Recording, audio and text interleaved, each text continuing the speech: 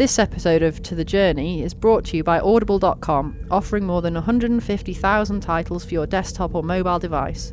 To get a free audiobook of your choice, visit audibletrial.com/trekfm.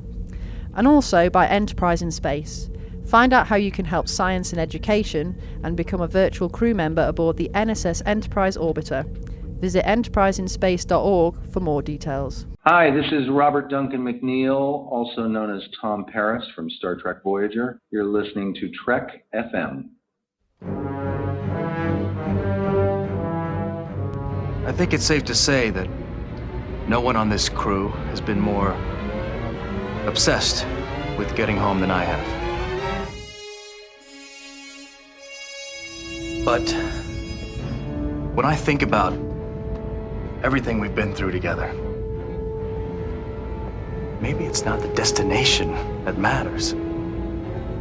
Maybe it's the journey.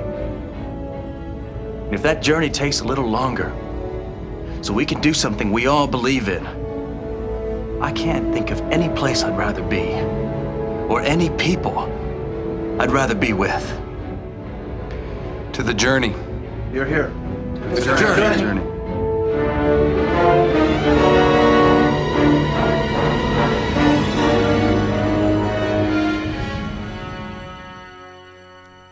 Hello everybody at home and welcome. This is To The Journey. I'm your co-host Zachary Fruling, and with me as always are... Kay Shaw and... Suzanne Williamson. Well, today we are going to do something that is well within To The Journey's wheelhouse, something that is new for us. We are going to do an episode commentary, and we are going to do the commentary on the first season episode, Emanations. Yeah, so we've been thinking about doing a commentary for a little while, and a couple of weeks ago when we had Bruce on, we talked to him about what commentary he'd like to see us do. And Emanations is the one that he picked, so that's the one that we're going to do a commentary for, and I'm really looking forward to it. It's going to be fun. It will be fun. I will say that I am nervous. This is kind of like improv, and I've always sucked at improv, so I apologize in advance to everyone. See, I couldn't be more excited. First of all, I love the episode Emanations, and I'm a lifelong Mystery Science Theater 3000 fan, so I figured this is like my big MST3K debut with Star Trek. Wow, are you a fan, Zachary? You've not mentioned that before. Except I will treat this episode lovingly. I will not take unnecessary pot shots at it. Well, we are not going to waste another minute, so let's go ahead and get started. If you're listening along and you want to follow along with the commentary, pause our episode right now, and when you come back, be ready to hit play on the countdown. We're going to give you a 3, 2, 1 start countdown, and when we hit start, go ahead and hit start on your DVD or on your Netflix. Okay, everyone, so hit play in 3, 2, 1, start. Oh, what a pretty ship. And there's our old friend, the intrepid Voyager. Yeah, pretty planet rings. Where are they, Saturn? I don't know. That's what I'm just wondering. It's like they grabbed some old NASA footage and threw it in there to save some money. Yeah. Obviously tight on the budget. We've discovered a new element. This is like team effort sciencing here. So this would be where Chakotay gets the ideas to make things out of stuff that they find. Shuttlecrafts, torpedoes. Yes. A new element. What can I make out of that? Everyone else is thinking, oh, new element. What can we do? Maybe it's a source of power. No, Chakotay's thinking, can I whittle that? He's ranked the periodic table in order of whittleability. I love how enthusiastic Harry Kim is to go on an away mission. I mean, this is only like episode 8 of Voyager, and he's like so excited to go on an away mission. Oh, yeah. He was psyched there, wasn't he? And here's our Mulder and Scully moment. Are the spider webs like a foreshadowing for Queen Arachnia later down the line? I'm not sure. That's a very good point, actually. Maybe. This scene reminds me of the intro to the X-Files so much. You know, yes. Mulder and Scully walking around with their flashlights in the dark. It just needs to be a little choppier motion. Yeah, needs some slightly more creative camera work. Uh-oh. B'Elanna sees dead people. Oh. There's something here, and it's dead people. I see dead people. naked ones. I want to know more about this humanoid classification system. So These do are I. class 5 humanoids. Class 5 humanoid. So what would be a class 4? I Or a don't class know. 6? I don't know. Proto-Vulcans. Oh, more dead people. There's like 12 people in the entire history of their planet. That's how many people are littered around this room. Well, is it the Delta Quadrant equivalent of a body farm? Yeah. I was thinking there'd be a lot more of these people, right? If this thing is being used to transport dead people over and over and over There again, how should come be there's only like people 12 on top bodies? of people, yeah. Yeah. Or did we hear in the episode that they are scattered around different asteroids in this system? Like this isn't the only place these dead bodies exist. I'm not sure. Oh. I'm not sure whether they said that actually. But yeah, I agree. That struck me as well. It's like there's like 18 of them or something. Like, really? They send like 3 on the day they're there. I love the opening. I still love the opening. It's all of like Tom Yeah. Paris's watch me do this moments. I'm going to fly through this. I'm going to fly through that. Really, Tom? You shouldn't do that. This is like body surfing through a nebula. Yeah. Yeah, I really like this bit where you get the sort of coloration on the bow wave, as it were. Mm-hmm. Nice. It's such a pretty opener.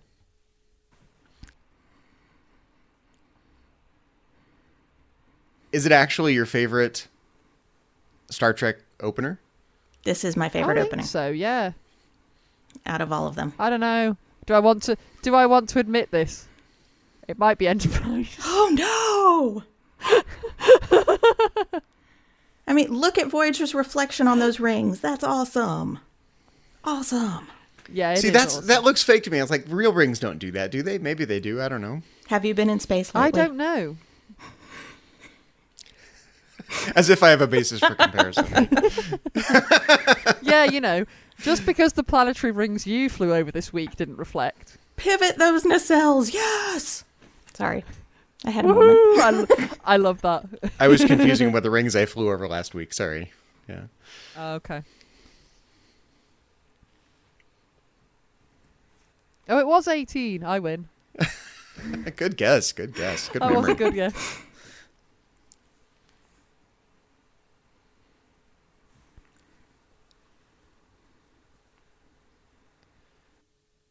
You don't want to be around the body that arrived less than 12 hours ago. Like, it's like, I would judge by the smell that the bodies have been here about a week. Yeah, that's quite grim. Who needs a tricorder?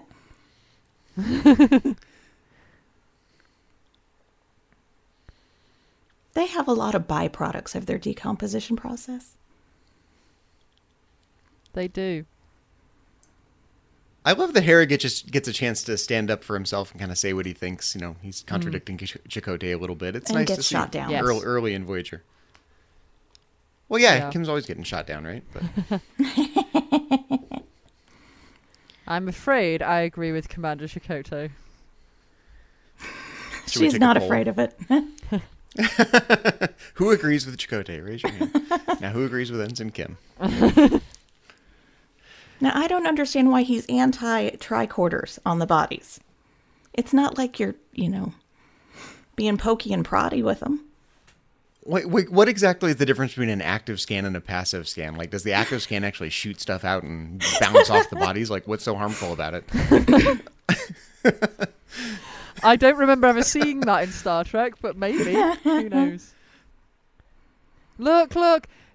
Now we've got Dad giving Son the lecture. Son, this is what happened to me, so learn from my mistakes. I really like that. Yeah. And we find out Chakotay is a grave robber. We do find out that Chakotay's a grave robber, yeah. Mm-hmm. Whoops. Accidental grave robber. My That's good. bad. It is honestly like Dad lecturing the kids here. Oh, B'Elanna makes me laugh. See, he's such a Oh, I love hypocrite this because part, yeah. that flashlight is like 10 times more harmful than the tricorder would be. And B'Elanna has become Captain Obvious. Just some She naked has. dead people. That's all I see. I love how he's gone into like Academy lecturer mode here. I used to be a professor of archaeology before I was Yeah. a member of the So, Maquis. they're naked. That means they bury their dead naked. Did you not manage to work that out? I think he's drawing way too many inferences from what he's seeing, don't you think? I don't know. Maybe, maybe not. Yeah, that's nice and precise. Some belief in the afterlife. Nice and precise there, Mr. Chakotay. Yeah. I know, I find this whole bit interesting, really interesting.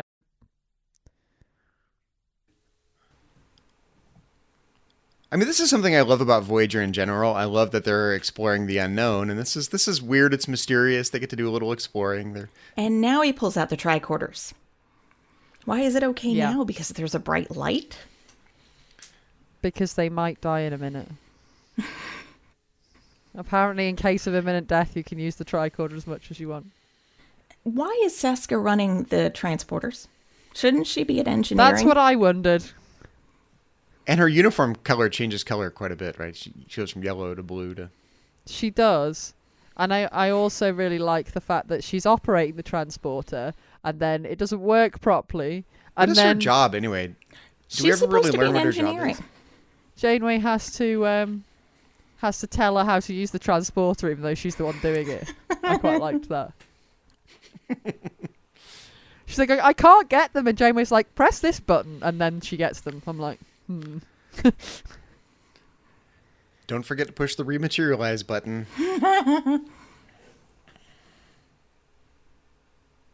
Yeah. I don't know whether they're just trying to make Seska more visible so that they can do the plot they're going to do later. I don't know.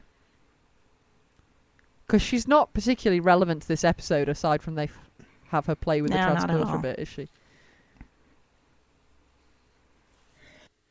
We can't interfere with this woman's natural process of death. If she died just a few minutes ago, why does she have all the spider web all over her? I know.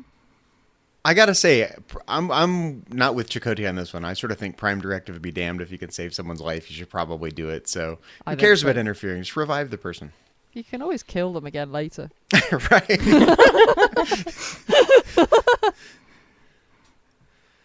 If it becomes that much of a diplomatic incident.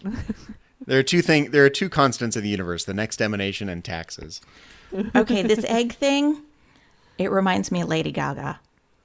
It's like Gaga should be coming out of there instead of Harry Kim. I thought it reminded me of Vedek / Kai Wynn a bit, which is not something I ever want to be reminded of. Yes, the hat does it. Yes. I could picture a Lady Gaga outfit made out of that spider web stuff. Yes, definitely. That would be awesome. As she comes out of the egg. Yes. Now, I really like these guys' makeup. I think it's cool. The nose thing is slightly distracting, though. Do you always find yourself staring at their nose while they're talking? Yes, I'm like, which one is their real nostril? Yes. It is cool, though. And if they get a runny nose, does it come out of all four? I hope Ew. not. That would be Ew. awful.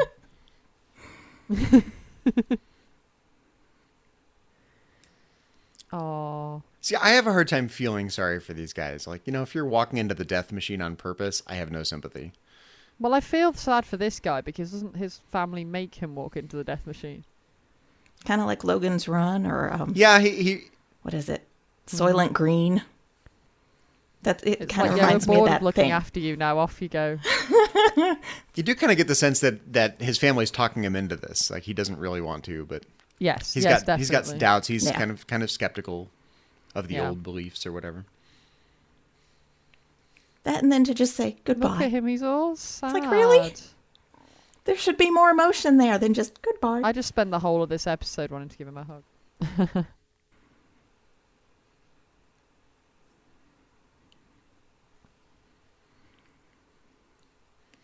This is a really weird situation, though. Imagine, like, going to a funeral and having an alien show up.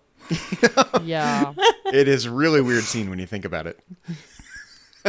It is weird. You're just there, like, sort of talking away. Knock, knock, knock. Whoa! Yeah, it doesn't seem so weird because, these are aliens and we've got Harry Kim here as a human. But imagine if this situation really happening in real life, going to a funeral and having a body show up, an alien body show up in the casket. That would be like the X-Files. Yeah, the aliens are way too calm for this to be happening. They should be freaking out a little that this thing showed up. Yeah, I also find it weird that they say he came back. I'm like, he wasn't here to start with. Who is this guy? He doesn't have enough nostrils. He didn't come back. He doesn't belong to us. He needs more nostrils.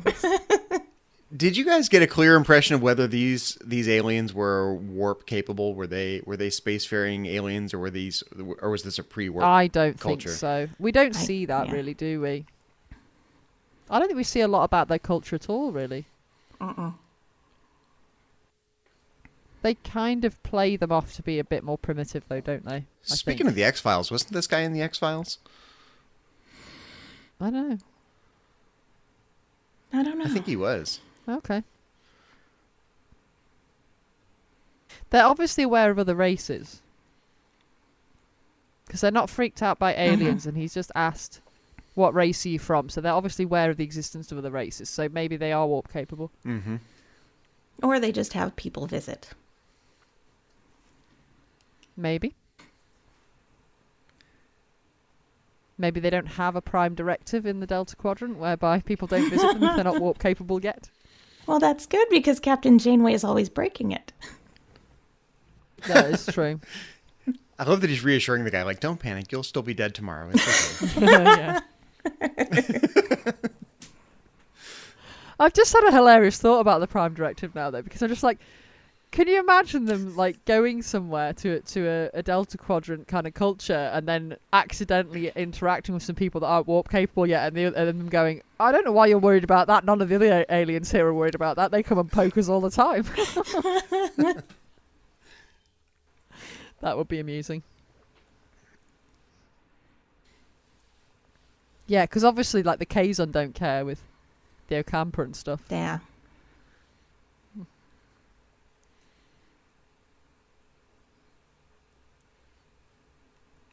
I love he's about to give him a geometry lesson. Like, I'm going to show you how to get from where I was to where we are now. If you can plot a star chart, I can do some trigonometry. Do you have any star charts on Dimensional trig. Dimensional trigonometry. The idea of that scares me. Oh, snarky doctor. I love they had to work in there that it was a class 5 life form twice. Yeah.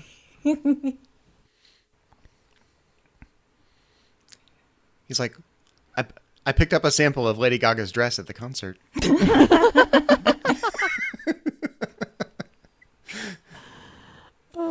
I also really liked the phrase, the standard post-mortem resuscitation technique. I want to know what that is as well. Oh, yeah.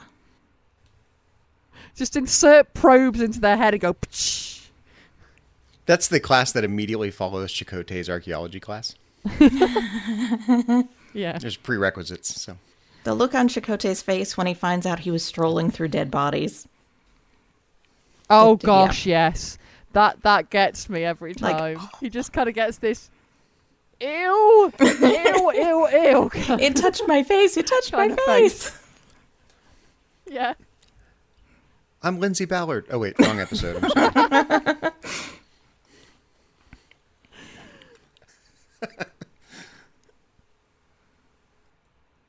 Again, it's like an alien abduction scene, though. Look at the way it's filmed with the camera angle down low and Janeway and the doctor staring over.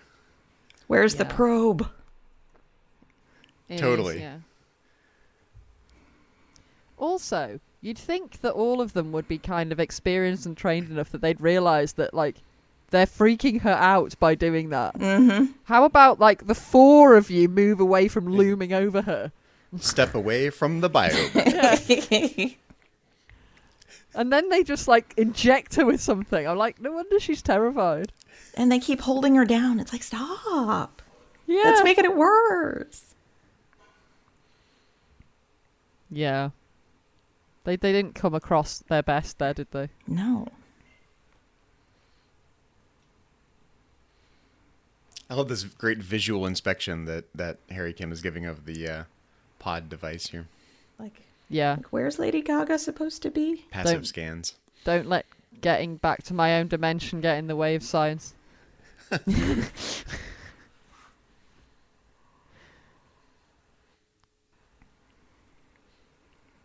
I did think it was interesting that they kind of just go, yeah, it's from another dimension. He's like, oh, I've gone to another dimension. And they never quite establish if that's exactly what's happened. It's a dimension of sight, of sound. Yeah. The sky seems to indicate that it's a natural phenomenon, so why do they need this machine and the vacuole and the computers and all this stuff to make it happen? To make it easier to kill yeah, people. I know. Well, they obviously kill them before they get zapped away, don't they? Well, it's the egg thing that kills them. Some sort of computerized coffin. It's weird. Yeah.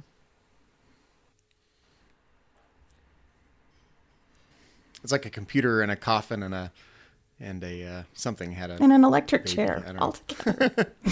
An electric chair. Yeah. Oh dear. Yeah. Are you saying when we die we go to some asteroid and decompose?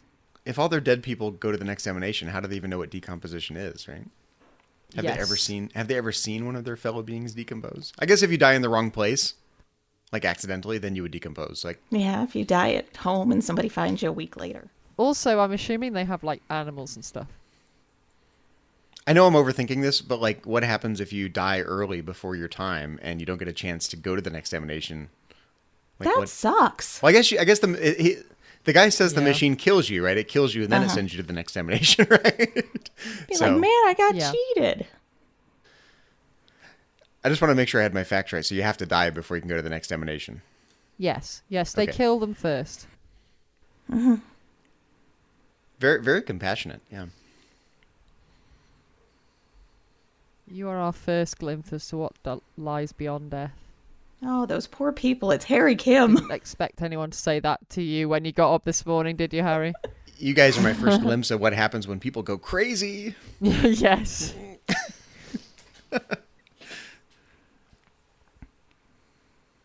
I do like how Chakotay gets to the science quite a bit this episode. Also, I really like it whenever we're at the science station because it has science written at the top really big. Big letters. Did you guys catch the fact that you guys at home can't see this, but we're watching with closed caption on? The doctor's name is closed caption Zimmerman. Oh, mine didn't Did you say catch that? No, I didn't. Okay, you have to go back and rewatch that. Not right now, obviously, but It doesn't say that on Amazon Prime. it's at it said Zimmerman says blah blah blah blah blah.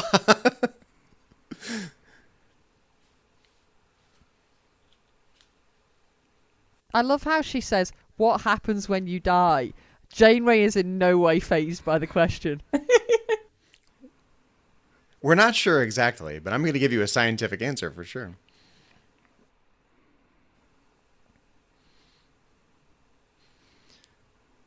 I love how this narrative is taken out of like 1970s pop psychology. It's like, we're in the age of Aquarius, and when you die, you go to the next plane, the higher plane of existence. Greater. It's like, I understand the universe, man. Yeah, It's trippy. it is. Come on. You'd be wondering what the heck was going on here. This is not what I expected from the afterlife. Didn't think the lights would be so bright. And we see that theme again later with poor Neelix. Yes. She's like, well, we could replicate you a uniform if you don't know what to do now. We always need more people. You know how to work a transporter? Seska won't be here very long. I was going to say. Well, Seska won't be here very long and she needs the captain to stand next to her and tell her how to use it. Because she's not a transporter chief. Well, they don't have a transporter chief, do they? They just kind of make it up as they go along. Everybody takes a turn. Now, do you think it's a good idea to let her out of sickbay? I don't know. Because Kes just wanted to start walking her around. I'm like, that's not the best idea. She just was, resuscitated. Yeah, she seems like she's perked up a bit, though. I love this ghost attracting warp core concept. It is odd, isn't it? B'Elanna sees more dead people. Yeah. B'Elanna sees dead people. That's awesome. Now, this is the bit where it all gets a bit... I don't know. This bit just kind of... I find it weird. Well, I'm wondering if she had a life insurance policy She's messing with your beliefs. on him. And she needed him to die so she could get the money. I'm getting some kind of impression like that. It's like, oh, don't say we're not getting rid of you anymore. Yeah, she's a little too eager for him to kick the bucket. She's very eager, isn't she? He's like, I don't know if I'm ready to go to... Voyager. Because that's where you go when you die, apparently. Well, now it is. Now it is. I don't know if I'm ready to go to Woodstock and go to a higher level of consciousness, man. It's like, what is this, a Grateful Dead concert?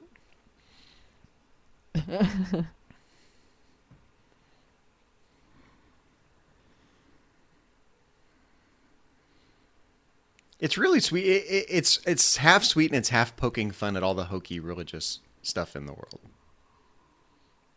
I was thinking it's more half sweet, half creepy. You stay away from him. Well, what I don't get is they already said goodbye. Why is she back? Yeah. Because he's, like, changing his mind. Stay away from my husband. I need the money. Yeah. You don't understand. I get 1 million of pounds or dollars or whatever. if he dies. I guess they don't have replicators on this society. Like, how could he be a burden unless they're really steeped in the material economy still? Exactly.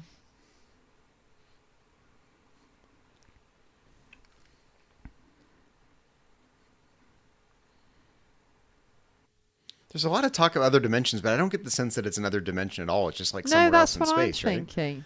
I don't know why they've worked so much dimension talk in there. Yeah. I kind of guess I've never really visualized it as that. I've always visualized it as being it's just some place a long way away potentially. Mm-hmm. Who knows where. Yeah, I mean, it could be like a wormhole or something that, like, if the wormhole is like a shortcut through different points in three-dimensional space, then it could be like a naturally occurring, space wormhole transporter or something. Yeah. I mean, I kind of get that maybe Voyager gets that it might be another dimension if they could get that from the tricorder scans of it when it shows up, but... Okay, he just has a bum leg. That's all the dude has. He's like a horse, leg. When the horse has a bum leg, you put him down, right? He keeps doing that not a pained horse. face every now and then, though. He's a racehorse. It's time for you to go to the big, pasture in the sky. Glue factory. Yeah. Dog food. Jello.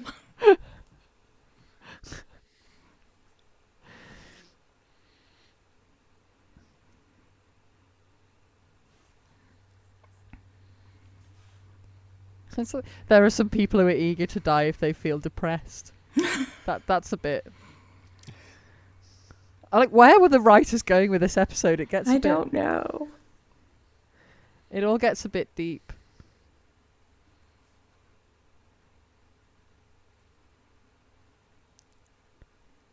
See, I just can't relate to these people at all. I really cling to this belief that you just, at all costs, you cling to life. You don't just throw it away. So Yeah. I sympathize with Harry Kim, and Yeah. It's like no, this isn't what you do. Life is too precious just to throw it away. So I guess, but if they're believing they're going to some other life, I don't know. Meeting up with family. It is odd. yeah, I guess it's not really like death if it's an afterlife, right? Yeah, I don't know. Because we don't really hear very much about what they think that their afterlife is like, other than, well, they see their family and stuff. But apart from that, Yeah. Don't worry, after you're reincarnated, you can have a guest spot in Lady Gaga's next performance. She always Yeah. needs dancers. One of the dancers, you know. Oh, but he wouldn't be able to do it because he's got a bad leg. are you saying this is the next Emanation? That's all, the title of all her next Lady Gaga's backing dancers. album. That better be the title of her next album, Lady Gaga, the next Emanation. We need to tweet Lady Gaga. Your next album should be called The Next Emanation. It so sounds like the kind of thing that she would call an album as well, so That's true. Oh, we're back to Saturn. we are back to that. Or the beginning of Star Trek The Next Generation, one or the other. They made it back to the Alpha Quadrant. Yay! The girls are sciencing the science again. Woo! And more dead people. Love it. The morgue has to be full by now. Yeah.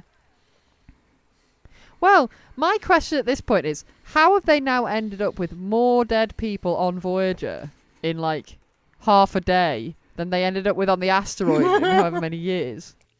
See, if this story took place on Deep Space Nine instead of Voyager, it would be take the body to Garrick. He can make a great shirt out of that silk. Ew. Probably, yeah. Biopolymer residue. It's all the rage on the promenade. It is. You know that Garak could totally sell like any kind of clothing. Oh, yeah. As being the latest trend. Totally. He could sell silk shirts to dead people. Like selling ice to an Eskimo. Or silk shirts made out of dead people. What color is that shirt? Oh, Soylent Green. No, Yeah. Soylent Green is people. Soylent Green t-shirts. I'm now getting worried about what that stuff is actually made of.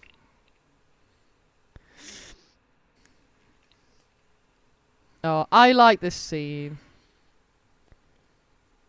Cass. Oh, lovely Cass. This is such classic Cass, isn't it? It is. It's very classic Cass. Everyone else is freaked to the heck out, and Cass is like, it's fine. Here, we'll come have snacks. Yeah, I'll take the girl for snacks. If this took place on The Next Generation, it would be Worf sitting here saying, sometimes I just come here and stare at the stars and drink prune juice. You can't make juice out of a prune. It's interesting you say that, because I was thinking if this was the Next Generation, it would be Troy sat there and they'd be eating chocolate ice cream. Chocolate. Mm-hmm. Chocolate pudding, chocolate ice cream. Or... Do we ever learn what Cass's favorite snacks are? Isn't it Jim Bailey and fudge cake? It could be. Could be, could be. Could be Jim Bailey and fudge cake. Can't yeah. remember. Spinach juice with a hint of pear? Wasn't that one of Kess's? She Dirt, eats dirt, yes. too. Only in that one episode. I don't think she normally eats dirt. She's like, now that you're back to life, you're going to need to get your strength up. Here, have some dirt. It's full of iron. Yeah. See, I find it really interesting that Kess says that they bury their people in the soil when they already live underground. I just found that kind of weird. Like a catacomb, I guess. I was going to say they must have some kind of, you know... Like in the back closet or something? Yeah, just throw some clothes like on you top already of live them. underground. Yeah. Ooh, ooh, ooh. Staff meeting.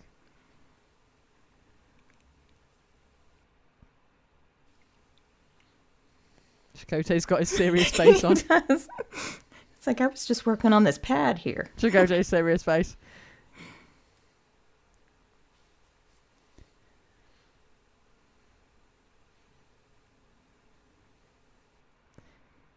When they say the name Patera, all I hear is pterodactyl. Yeah, me too.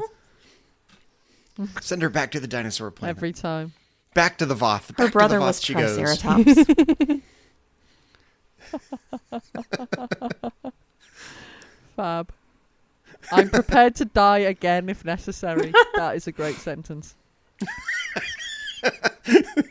You only get that kind of sentence in Star Trek. Yep. Pretty much. Okay, how many times has she touched Chakotay's shoulder in this episode? At least 4 times. I don't know, but I was thinking, is he actually concentrating on what he's doing or just thinking about that and pretending to concentrate on what he's doing? Oh, we're back at Saturn again. And Seska's still locked in the transporter room. Yeah, I know. Has she been there the whole episode? Why is she not in engineering helping the warp core to not explode?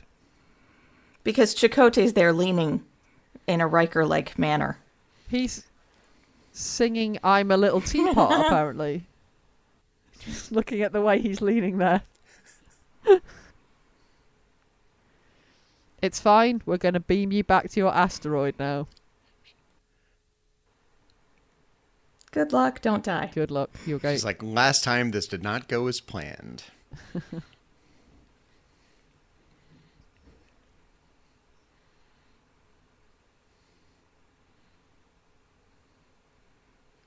Oh, Seska. Janeway's telling her how to use the transporter. Why doesn't Janeway just run the transporter? I know, like, rush over there and push buttons. She's like, what are you, incompetent? Let me show you how to do it. Oh. Not this again.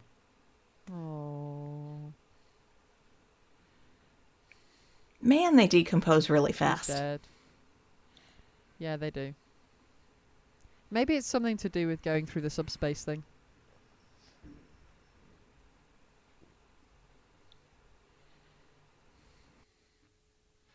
"2 hours to find Harry." Dun, dun, dun.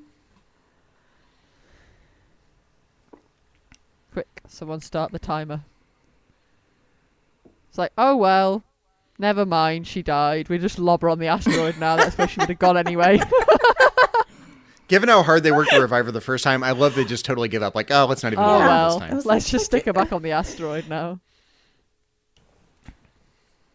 Poor thing. It's like she's just a plot device. That was like an extreme close up of Harry's nose. Like, it's like, why? Maybe it's Calm to down, make Harry. up for his lack of nostrils. Now He's I got can't nostril stop envy. looking at I Harry's know. nose. I'm like staring at his nostrils. Yeah. It's like a widescreen, one of those fisheye lens shots of his nose. Yeah. I mean, aren't these like extreme close-ups for this back and forth between Harry and this alien? They are, aren't they? They're very close It's very in. Twilight Zone-ish. Yeah, I'm not sure. It's just an interesting choice of filming. I'm not sure why they would. You know, when they try and spook you on the Twilight Zone, they get really close. And notice that the camera's tilted to an angle too. Yeah, I was just thinking that. And also, I felt like when they were filming the alien guy, they're shooting from slightly underneath. Mm-hmm. It makes him feel like he's looming more. I don't know whether that's a conscious decision in terms of production to make it feel that bit more creepy. Yeah, there is some weird camera work here, isn't there, that just makes it feel a bit ethereal. Yeah, but I don't think it feels creepy. If that's the intention, it doesn't translate. It just makes it feel a bit weird. Maybe creepy's not quite the right word. Why is this guy putting himself into a shroud when everybody else was naked? Oh, no, that's the thing. I think you when you go to the next emanation, it leaves the shroud behind, right? You wrap yourself in the shroud, it sucks you It into the must next do. emanation, and then it leaves the shroud behind. Because he's saying it's the one his dad wore, so it must stay behind. Then why bother putting yourself in it? If you don't get to take it with you. Do you think those little markings are like a little after image, like the Shroud of Turin? But I don't know, but I'm thinking it wrapped at the stage that it's at, like that, with one shoulder missing. It just makes me think that is totally an outfit that David Bowie would have worn. Definitely. do you think if you unwrapped it, if you unwrapped it, would you see like a ghost image of his ancestors? Maybe And this guy is Maybe. super bony, too. He like is. skeletal. He's a really thin dude. He is.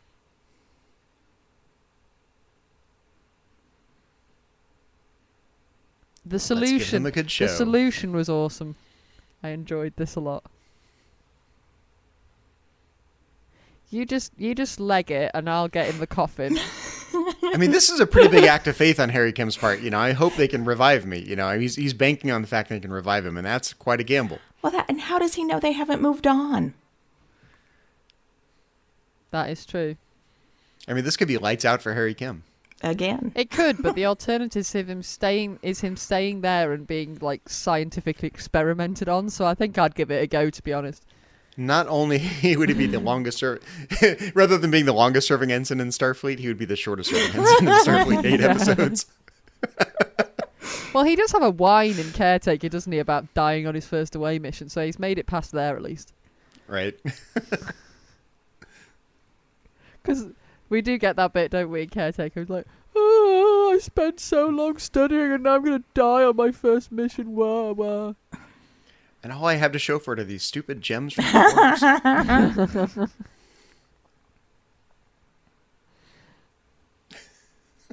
That's right. Take it off. Take off that creepy shroud. So is he literally wearing nothing under here? Because this is about to get awkward. It's going to get really awkward. Look away, Harry. Look away. Hope they have a towel or something nearby. At least a loincloth, anyway. Fig leaf. Now, doesn't she notice that, wow, he's gotten a little buff. Leola root leaf. He's about to die, but he's buffed up some. He's not the skeleton that she said goodbye to. You'd think so. You'd think. Isn't it convenient that they wrap themselves in a shroud so that he could do that? Mm-hmm.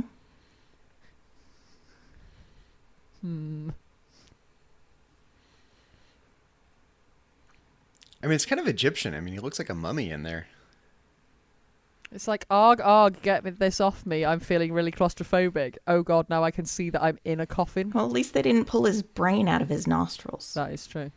If you're going to go true Egyptian. Yeah, and put it into those canopic jars or whatever.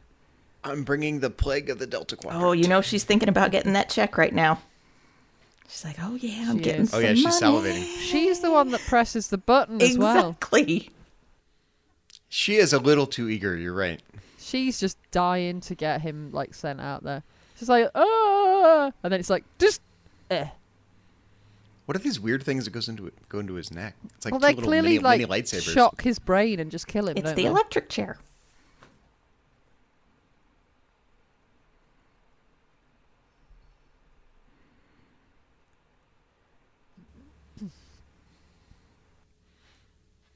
At least they're not putting the bodies in the morgue anymore.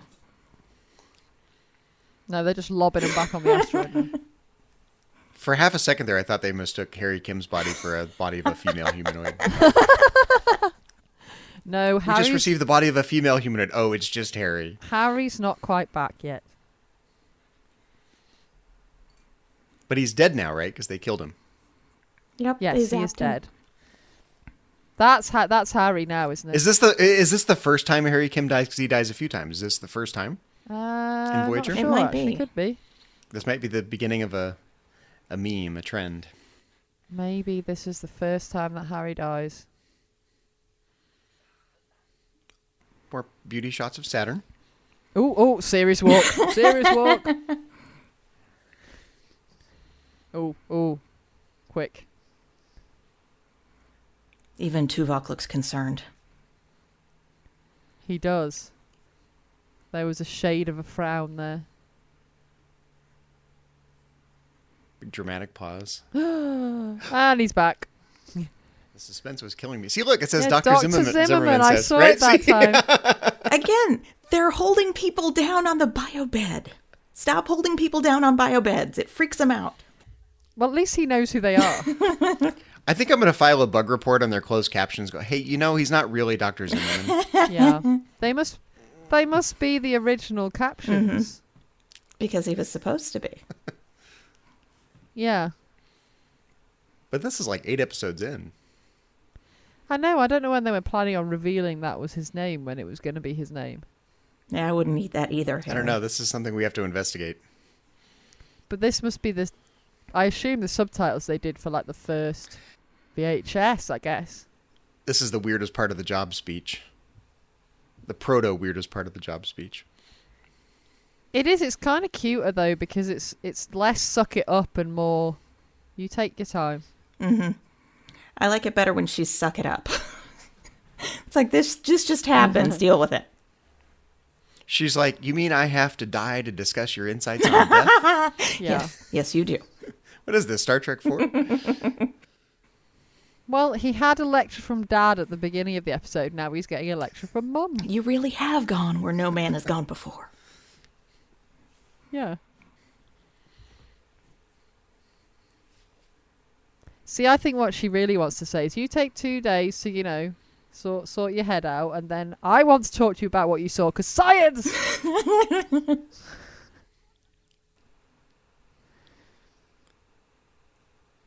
Oh, it's got all profound. Paint. You paint, Harry. I want to see Harry's paintings. Oh, write a little song on your clarinet. Can you imagine, like, a day later she pops by to see how he's doing, and he's... I don't know, I was just going to say that I think she pops by a couple of days later to see how he's doing, and she's just got this on the easel, and it looks like the scream from Monk. Ah! It's like, I don't think you're coping with this as well as I thought you were, Harry. Just something really, really, like, surrealist. See, Janeway's going all spiritual here. You know, that neural energy, what if it's part of the afterlife? Yeah. What? She is.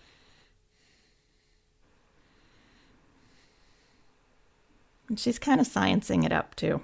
Yeah, she's still sciencing it up, though, isn't she? Because she's like, if there's an afterlife, there's at least going to be a scientific explanation for the afterlife. It's going to be a sciencey afterlife.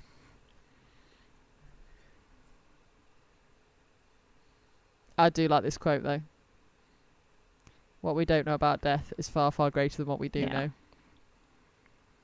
I like that's how they end the episode, because the episode's quite unsettling. So I like that they kind of round it off with something slightly more encouraging, as it were. Why is no one else in the mess hall? Oh, look at Harry's dreamy face. So young, so innocent. Oh. Don't you think they're like way overthinking this though? Like, you know, he's like, hey, wait a minute, I was dead. I didn't see squat. Yeah. Yeah, because nobody's actually asked him what happened over there yet. No. Or if they have, it's off screen. And I would think Chakotay would want to know. You know, different civilizations. Yes, oh, definitely. Find out about stuff. He's all about the death rituals. Well, you guys, that was Emanations. Do you have any thoughts on the afterlife from watching this episode, or are you ready to go off to a Lady Gaga concert now? I'm on my way to Gaga.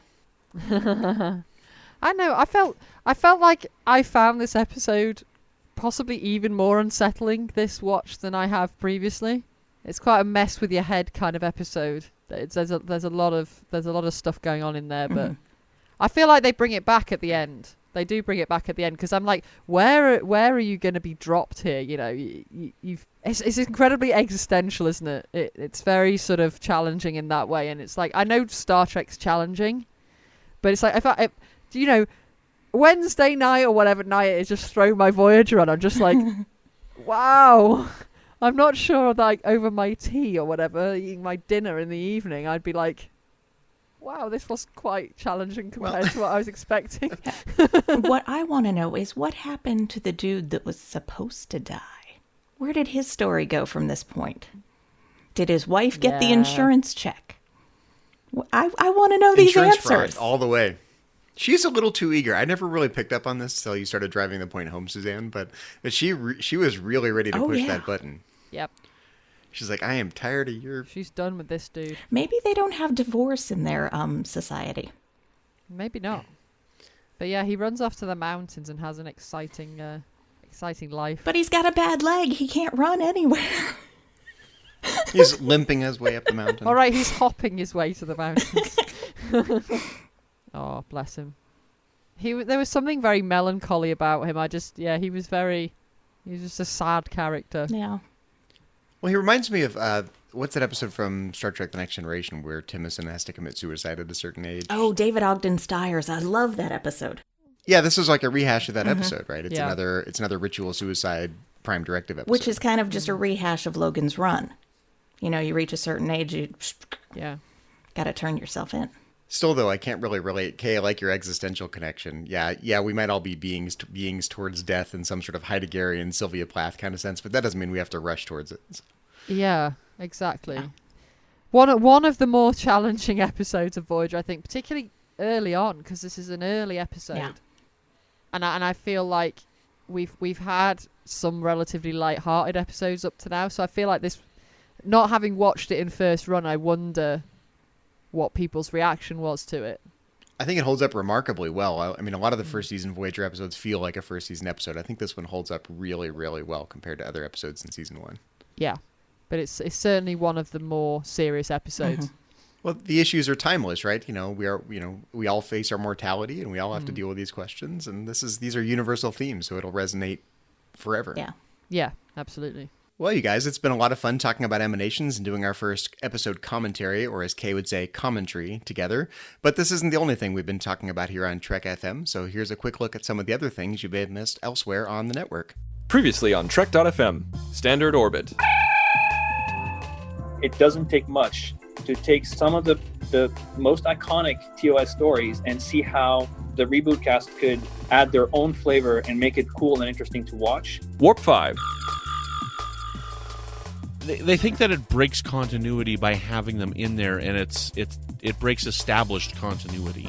And I felt that way as well the first few times that I watched this episode. I was not happy to see the Ferengi in here. I thought it was fan service. I thought it was a little bit too much fan service. And I also thought that it didn't make any sense because of what had been established in The Last Outpost and the battle. Saturday Morning Trek. And the backgrounds were actually reused later in other Filmation properties. That would be cool to see that. I never watched the He-Man cartoon, but I'm sure if I watched it today, I'd be going like, oh, that's the planet from yesteryear, or whatever episode. Melodic Treks. You know, when you're used to recording either at Abbey Road or Sony Studios in Hollywood, it's hard to go to another room that doesn't have that same kind of sound, and also the depth of players is not, it's just not as deep as it is here in London, for instance, And that's what else is happening on Trek.fm. Check out these shows and find out what we're talking about in your favorite corner of the Star Trek universe and beyond. You'll find us wherever you get your podcasts. If you're an Apple user, be sure to hit the subscribe button. That helps us out greatly, and it makes it easier for other listeners to find the show as they search iTunes. If you're not an Apple user, we've got you covered as well. You can find our shows on Stitcher, TuneIn, SoundCloud, Windows Phone, and of course you can stream and download the MP3 file from our website and grab the RSS link as well. You can help us keep all of our shows coming to you each week by becoming a patron of the network on Patreon. If you visit patreon.com/TrekFM, that's patreon.com/TrekFM, you'll find our current goals and different milestone contribution levels, along with all the great perks we have for you. These perks include early access to content, exclusive content, producer credits, seats on our content development team, and more. We really appreciate any support you can give us and hope you'll join the team. Again, you'll find all the details at patreon.com/TrekFM. We'd like to take a moment to acknowledge the rest of the To The Journey team from the network, specifically C. Brian Jones, the founder and publisher of Trek FM, our executive producers, Matthew Rushing and Kenneth Tripp, Aaron Harvey, our art director, Richard Marquez, our production manager, and Brandon Shea Matala, our Patreon manager. We'd also like to give a big shout out to our associate producers, Bruce Lish, Drew Kim, and Norman Lau. Thanks very much for your support of Trek FM and of To The Journey. Don't forget to check out Enterprise in Space, a project of the nonprofit National Space Society. Visit enterpriseinspace.org to find out more and to get your seat on the mission. Also check out audible.com. offering more than 150,000 titles for your desktop or mobile device. To get a free audiobook of your choice, visit audibletrial.com/trekfm. So if you'd like to contact us about anything that we said today or about Voyager in general, there are lots of different ways that you can do that. If you go to our website at trek.fm/contact, there's a form there. If you look in the sidebar on our To The Journey show page on the Trek FM website, you can leave us a voicemail or go to speakpipe.com/trekfm. On Twitter, we're at @trekfm. On Facebook, you can find us under facebook.com/trekfm. And you can also find us on Facebook in the Babel Conference. Type BABEL into the search field or go to our website trek.fm and click discussion on the menu bar. It's a closed group for listeners only, but if you request to join, someone will let you in. We'll look forward to chatting to you there. We also invite you to leave a rating and a review of To The Journey on iTunes, and we would love to hear any feedback or suggestions you have for the show. Suzanne, when you're not auditioning to be a Lady Gaga backing dancer, where can people find you? Well, I'll occasionally show up on the Babel Conference, but you can find me on Twitter. My handle is @KJaneway8. That's the letter K, Janeway, and the number 8. Zachary, if people want to talk to you about Soylent Green or buying shirts made of dead people, where can they find you? Well, you can find me elsewhere on Trek FM as co-host of Metatrek's Trek FM show on Star Trek and philosophy, along with my co-host there, Mike Morrison. You can always find me in the Babel Conference if you want to talk about Star Trek with me there, and you can find me on Twitter. My handle is just my name, @Zachary Fruhling. That's Zachary, Zachary, Fruhling, Fruhling. And Kay, when you're not getting fitted for your David Bowie death shroud, where can people find you on the interwebs and around the Trek FM network? Well, you can find me in the Babel Conference. Or if you want to look me up on Twitter, my handle is @ChocoWeeble. Well, everyone, join us next week in the next Emanation when we'll be podcasting from that big Lady Gaga concert in the sky. But until then, this has been To The Journey.